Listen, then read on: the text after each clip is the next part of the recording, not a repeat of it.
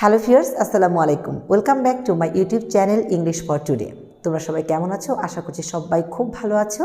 তো আজকে আমরা 12টি স্ট্রাকচার শিখব। এই 12টি স্ট্রাকচারের মধ্য দিয়ে আমরা হাজার হাজার বাক্য নিমিষেই খুব সহজে তৈরি করতে পারবো ইনশাআল্লাহ। তাহলে শুরু করা যাক আজকের ক্লাস। আরেকটি কথা, তোমাদের আমি অনলাইন ক্লাস নিতে যাচ্ছি। তো যারা যারা ইচ্ছুক অতি সত্বর ভর্তি হয়ে যাও। আর যোগাযোগের যে নাম্বারটি সেটা এই ভিডিও ডিসক্রিপশন বক্সে দিয়ে দিব, অতি সত্বর ভর্তি হয়ে যাও। ওকে, তাহলে শুরু করা যাক আজকের ক্লাস। সবাই বোর্ডের দিকে তাকাও। হাউ অফেন, কখন কখন বা কতদিন পর পর। হাউ অফেন দিয়ে আমরা কতদিন পর পর বা কখন কখন এই ধরনের বাক্য তৈরি করব। যে বাংলা বাক্যগুলোতে এই ধরনের কথা পাবো, যে কখন কখন, যেমন তুমি কখন কখন টিভি দেখো, কখন কখন তুমি মজা করো বা গল্প করো, বা কতদিন পর পর কাজটা করো। এই ধরনের বাক্যগুলো আমরা কি দিয়ে শুরু করব? হাউ অফেন দিয়ে শুরু করব। কি দিয়ে? How often. তাহলে তুমি কখন কখন টিভি দেখো, প্রথমেই স্টার্টিংটা কি হবে? How often. তাহলে দেখো, হাউ হাউ হাউ অফেন। ওকে, এখন কথা হচ্ছে কখন কখন টিভি দেখো তুমি। হাউ অফেন, এটাকে একটা ডাব্লিউএস ওয়ার্ড হাউ। তাহলে তুমি, তাহলে ডু ইউ ওয়াচ টিভি। কী হবে? টিভি। তাহলে বাক্যটা কী হলো? How often do you watch TV.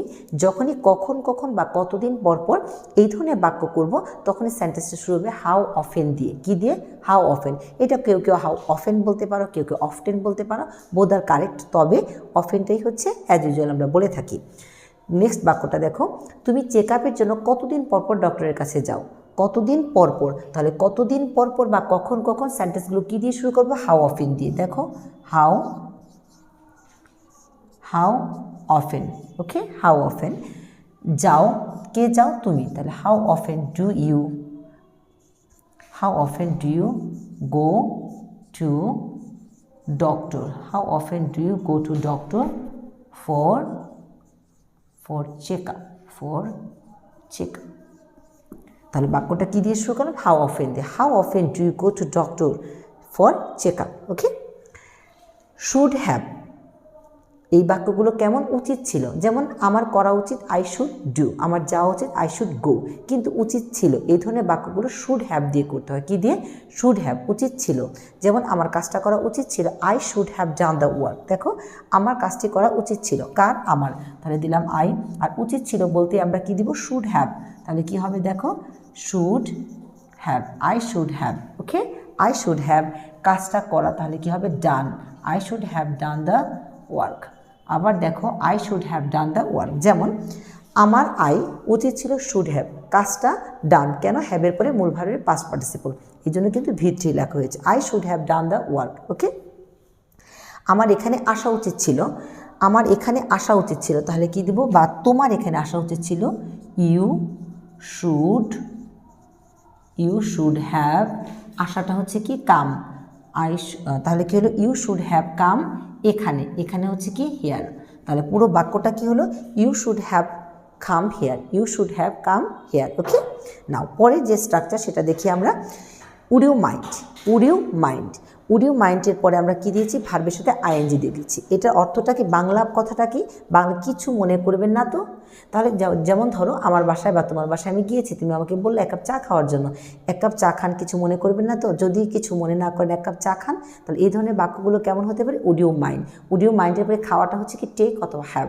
এর সঙ্গে একটা কি যে করে দেবো? আমরা একটা আইএনজি অ্যাড করে দেবো। এর জন্য কিন্তু স্ট্রাকচারটা এমন, would you mind verb plus ING. তাহলে would you mind having a cup of tea. এখানে আছে কি?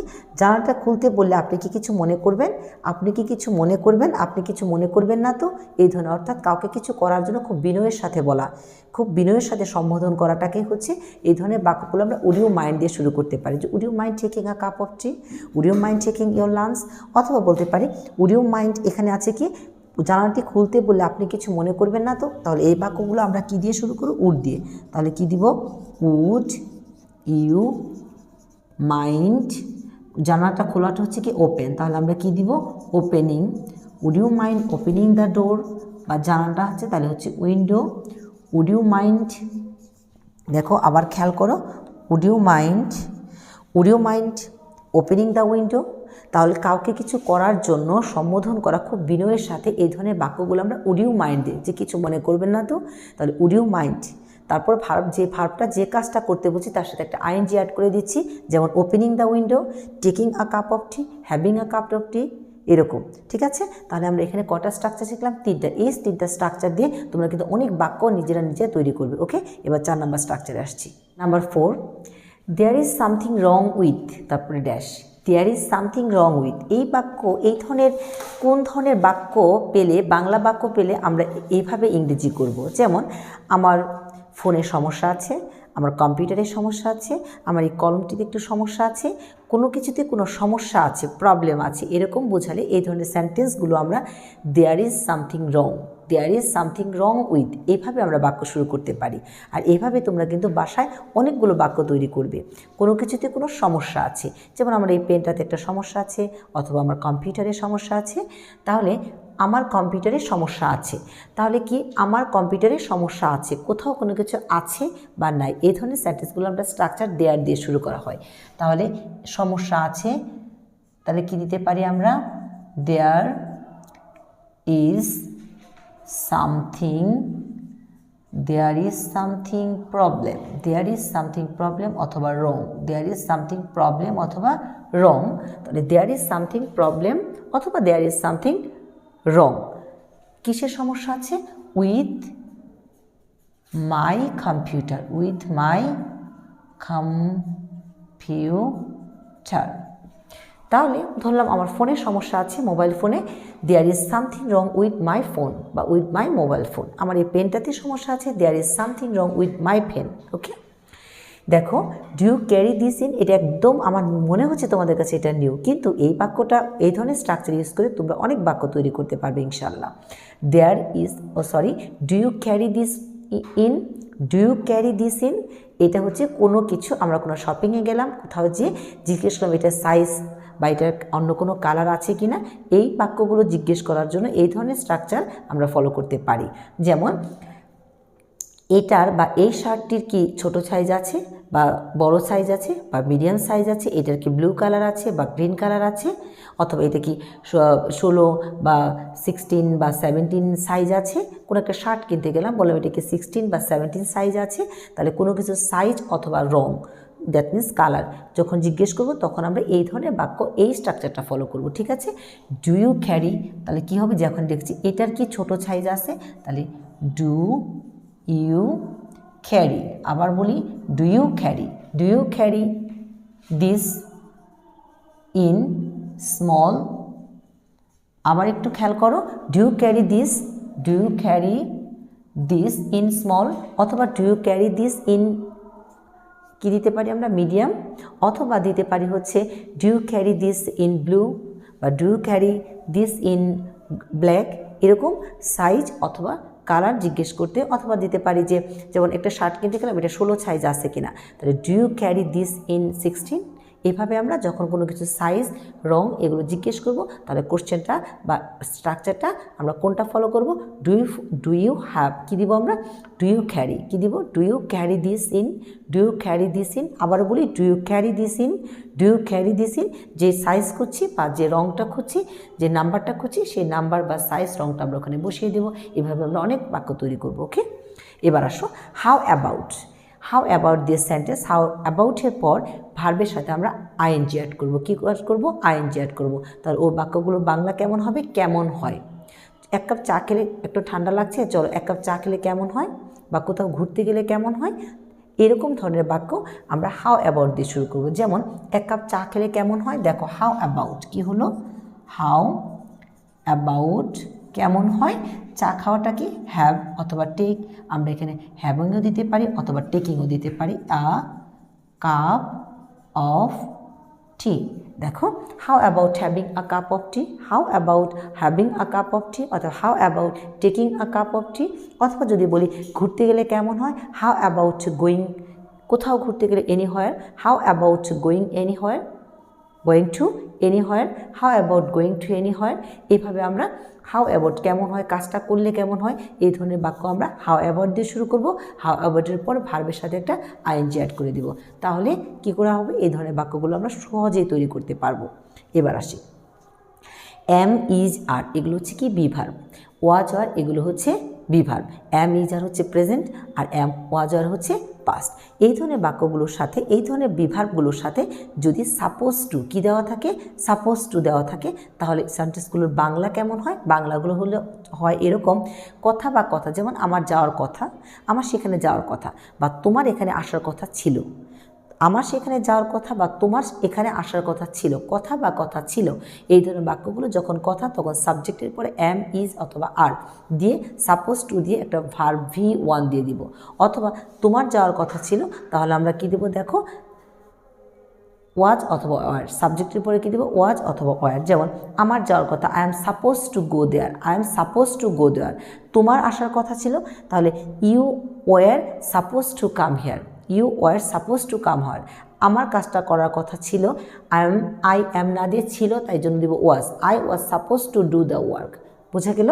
এখানে আমার যাওয়ার কথা, তাহলে কি দেব, I am supposed, I am supposed to go, I am supposed to go, আমার যাওয়ার কথা।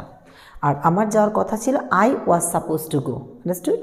এবার আসো, কি বললাম, কোনো কাজ করার ধরন পছন্দ, যেমন তুমি যেভাবে কথা বলো, তোমার কথা বলার ধরন আমার ভালো লাগে, আমি পছন্দ করি। হ্যাঁ, তুমি যেভাবে মানে পড়াও বা তোমার পড়ার ধরন আমার ভালো লাগে, তোমার হাঁটার ধরন আমার ভালো লাগে। তাহলে আমার ভালো লাগে মানে আমি পছন্দ করি হচ্ছে আই লাইক, আমি পছন্দ করি আই লাইক। তাহলে কি ধরন, ধরনটা হচ্ছে কি way, I like the way, I like the way, আমি পছন্দ করি। তারপরে কি সাবজেক্ট, সাবজেক্ট হচ্ছে তোমার, তাহলে ইউ। তাহলে কি দিয়েছি, তো আমি তার হাঁটার ধরন, তার, তার দিলে কি দিব আমরা, হি ওয়াক্স, আমরা কি দিব, হি ওয়াক্স। দেখো, I like the way he walks. তার পড়ার ধরন আমার ভালো লাগে, I like the way she teaches. আমি তার কথা বলার ধরন পছন্দ করি, I like the way he talks, অথবা হি টক্স দিলে হয়ে যাবে। তাহলে কোনো কিছু করার ধরন যখন পছন্দ হয়, তখন ওই ধরনের সেন্টেন্স হলে আই লাইক দ্য ওয়ে, তারপর একটা সাবজেক্ট দিব, ভার্বের প্রেজেন্ট ফর্ম দিব। বোঝা গেল? এইভাবে আমরা বাক্য তৈরি করব। আমরা অনেক সময় বলে থাকি চলো কাজটা না করি, বা এরকম বলে থাকি চলো তাকে বিরক্ত না করি, চলো আজ ওর সঙ্গে দেখাটা না করি, ওর সাথে আজকে দেখা না করি, তার সাথে আজকে কথা না বলি। এই যে কথা, কোনো কাজ না করি, কাউকে কোনো প্রস্তাব দিয়ে বললাম চলো কাজটা না করি, এই ধরনের সেন্টেন্সগুলো আমরা লেটস নট দিয়ে শুরু করব। কি দিয়ে? লেটস নট দিয়ে। তাহলে আমরা কি দিয়ে শুরু করব? যেমন এখানে বাক্য হচ্ছে চলো সুমিকে বিরক্ত না করি, চলো সুমিকে বিরক্ত না করি। তাহলে চলোটা কি দিব আমরা, চলো একটা প্রস্তাব, তাহলে লেটস কি দিব, লেটস। ওকে, তাহলে কি দিব, না করা, এর জন্য লেটস নট, কি দিব, লেটস নট। তারপরে কি V1, তারপরে বিরক্ত করা হচ্ছে কি, দেখো বিরক্ত করা হচ্ছে অ্যানয়, কাকে, সুমিকে। তাহলে কি হলো, তাহলে লেটস নট অ্যানয় সুমি, তাকে বিরক্ত না করি। এবার আসো, ডোন্ট বা ডাজেন্ট হাউ টু, কোনো কিছু না পারা, কোনো কিছু না পারা, যেমন সে সাঁতার কাটতে জানে না, সে চা বানাতে পারে না, সে ইংরেজিতে কথা বলতে পারে না বা জানে না। এই ধরনের না জানাগুলো সেন্টেন্সগুলো আমরা হাউ টু দিয়ে শুরু করতে পারি। কিন্তু এরকম যে সে জানে না, তাহলে সে জানে না একটা হি ডাজেন্ট, তুমি জানো না ইউ ডোন্ট, তাহলে ডোন্ট অথবা ডাজেন্ট দিয়ে শুরু করতে পারি। যেমন সে জানে না কীভাবে সাঁতার কাটতে হয়, সে জানে না হি, আমরা যেন কী দেবো এর জন্য, ডাজেন্ট বা ডাজ নট, হি ডাজেন্ট। সে জানে না কিভাবে সাঁতার কাটতে, কিভাবে কি, হাউ টু সুইম, সে জানে না কীভাবে সাঁতার কাটতে হয়। এখন যদি বলি সে জানে না কীভাবে ইংরেজি বলতে হয়, he doesn't know, he doesn't know, নোটা এখানে মিসিং হয়ে গেছে, আবার লিখে দিচ্ছি দেখো। তাহলে he doesn't know how to swim, he doesn't know how to speak English, he doesn't know how to make a cup of tea. এরকম, অর্থাৎ কেউ কোনো কিছু না জানা, এই ধরনের বাক্যগুলো আমরা এভাবে বলতে পারি। ডাজেন্ট অথবা ডোন্ট দিয়ে সাবজেক্ট হয়, তারপরে হাউ টুর পর V1 বসে। ঠিক আছে? তাহলে এবার আসো, যেমন আমরা কোনো কিছু হচ্ছে, সে রাগান্বিত হচ্ছে, আবহাওয়া দিন দিন ভালো হচ্ছে, হ্যাঁ আবহাওয়া দিন দিন ভালো হচ্ছে, বা সে দিন দিন স্মার্ট হচ্ছে, কোনো কিছু হচ্ছে বোঝালে আমরা স্ট্রাকচারটা ফলো করতে পারি। সাবজেক্টের পর একটা বি ভার্ব দিব সাবজেক্ট অনুযায়ী। যেমন সে রাগান্বিত হচ্ছে, সে, আর সাবজেক্টের পরে বি ভার্বটা হবে ইজ, আর হচ্ছে না এর জন্য স্ট্রাকচারে নিয়ে আসবো আমরা গেটিং, স্ট্রাকচারে গেটিং, তারপরে একটা অ্যাডজেক্টিভ। যেমন রাগান্বিত হওয়া হচ্ছে অ্যাংরি, কি হচ্ছে অ্যাংরি হলো। ওয়েদার ভালো হচ্ছে, ওয়েদার ভালো হচ্ছে, তাহলে কি হচ্ছে দ্য ওয়েদার ইজ, তাহলে কী দিব the weather is getting nicer, getting nicer adjective, অর্থাৎ সাবজেক্ট প্লাস ভার্ব গেটিংয়ের পরে একটা অ্যাডজেক্টিভ দিতে হবে, ঠিক আছে। সে দিন দিন স্মার্ট হচ্ছে, হি ইজ গেটিং বা বিকামিং স্মার্ট, ওকে। তারপরে দেখো what's it like, what is like বা হোয়াটস ইট লাইক সেম কথা। কোনো কিছুর বৈশিষ্ট্য বা প্রকৃতি কেমন, কোনো কিছুর বৈশিষ্ট্য বা প্রকৃতি কেমন, এই ধরনের বাক্যগুলো আমরা কী করে তৈরি করব, এই ধরনের বাক্যগুলো তৈরি করব। যেমন দেখো আমরা অনেক সময় জিজ্ঞেস করি তার ভাই কেমন, তার ভাই কেমন লোক, সে কেমন লোক, এরকম কিন্তু আমরা প্রায়ই বলে থাকি সে কেমন। তাহলে এই বাক্যগুলো হোয়াট ইজ দিয়ে বা হোয়াটস দিয়ে শুরু করব। তাহলে দেখো তাহলে আমরা কি হলো হোয়াট ইজ, ইটের জায়গায় আমরা কি দিব হোয়াট ইজ তার ভাই, তাহলে what is his brother, what is his brother, what is his brother, তারপরে কী হলো লাইক। তাহলে ইটের জায়গায় আমরা কি দিয়ে দিলাম এখানে যার যেটা জানতে চাচ্ছি সেটা, তাহলে what is his brother like. এখন দেখো আজ আবহাওয়া কেমন, আজ আবহাওয়া কেমন, তাহলে সেন্টেন্সটা কী দিয়ে শুরু হতে পারে হোয়াট দিয়ে, তাহলে what is the weather, what is the weather, what is the weather like, like আজ, তার জন্য আমরা দিলাম টুডে, কি দিলাম টুডে। আচ্ছা what is the weather like today, what is the weather like today. তাহলে আজ আমরা কটা বাক্য শিখলাম, কয় ধরনের স্ট্রাকচার শিখলাম, আজ আমরা 12 ধরনের 12 structure already we have learned, আমরা শিখেছি। এখন তোমার পালা, তোমরা এই 12টার স্ট্রাকচার ফলো করে নিজে নিজে বেশ কিছু সেন্টেন্স নিজে নিজে তৈরি করব, তারপর প্র্যাকটিস করবে, দেখবে অনেকটাই তোমার কি হয়ে গেছো, অর্থাৎ অনেক বাক্য তুমি নিজেই তৈরি করতে পারছো এবং এগুলো বলতে পারছো বিভিন্ন সিচুয়েশনে। ওকে, থ্যাঙ্কস টু অল।